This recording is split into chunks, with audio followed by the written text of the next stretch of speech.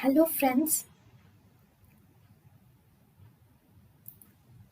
Welcome to Creative Medicine. In this lecture, we will learn about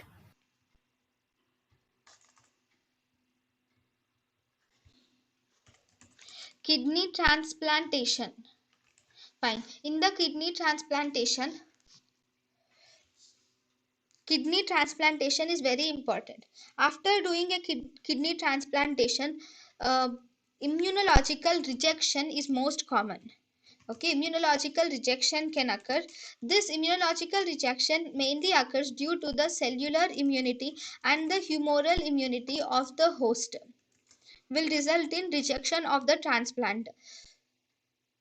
Then, in order to prevent this rejection of transplant, we should give immunosuppressive treatment is given to the patient.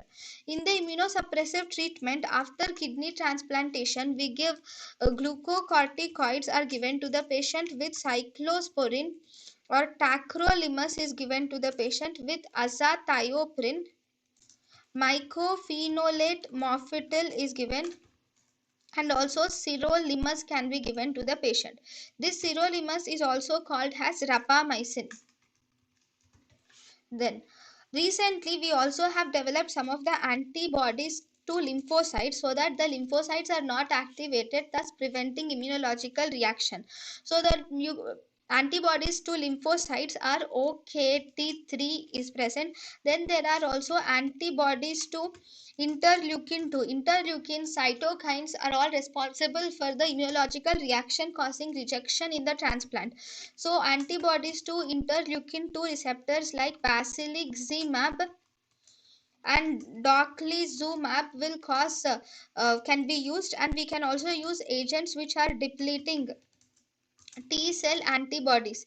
Agent which are depleting T cell antibodies are alemtuzumab can be used. Similarly, we have fusion proteins. Fusion proteins are belatacept.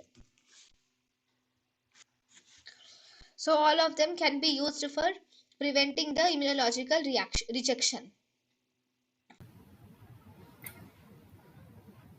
thank you and thank you for watching.